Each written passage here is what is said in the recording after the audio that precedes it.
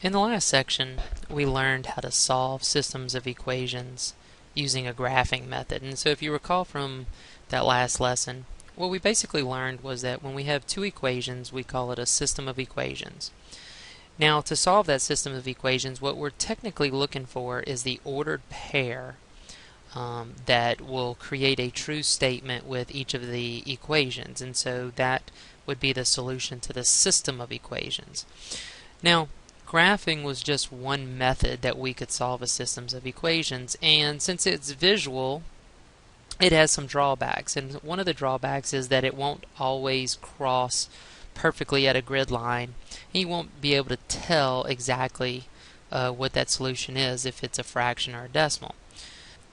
So we've come up with two mathematical ways to solve a systems of equations, or we can say that we're going to solve them algebraically as opposed to solving them visually. And so you can see here at the very beginning that we can solve systems of equations through a process called substitution. And we may also solve a system of equations through a process called linear combination. Now, a lot of algebra teachers and algebra textbooks will informally call linear combination the elimination method, and you'll see why it's called that a little later on in this lesson. We're going to start, however, with the substitution method. So let's talk specifically about the substitution method. In the substitution method, what we're looking to do is we're actually looking to take one of the two equations and we're looking to isolate one of the variables. So we want to get one of the variables by itself. Now, what we're going to do here is we're going to actually look at both equations and we're going to try to find a coefficient of 1. And if you remember, a coefficient is a numerical value that's placed in front of a variable. So if we're looking at example number 1, we can see we have a coefficient that's in front of each one of the variables. We have a 3 and a 4 in the first one, and we have an understood 1 in front of this x, and then a 2 in front of the y.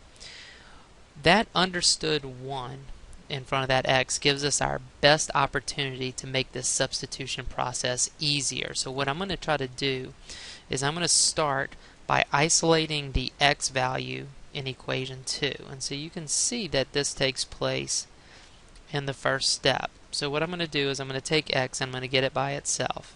Now, it's very important that you do this in the correct order.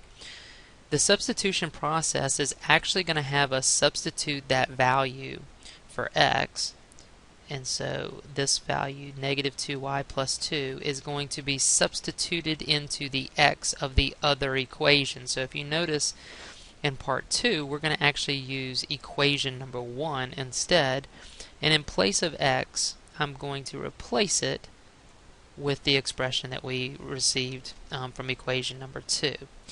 And this will give me a similar variable, in this case variable y, all the way across the equation. And so now I can simply solve for y.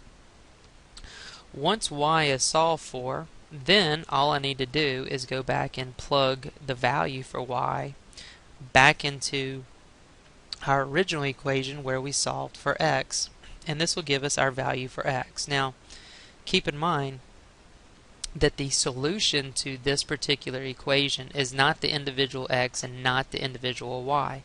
The solution to the system of equations is the actual ordered pair. And in this case, if we write it as an xy ordered pair, it is negative 8, 5. And so negative 8, 5 would be the ordered pair that will actually make both equations a true statement. And of course, we could test that.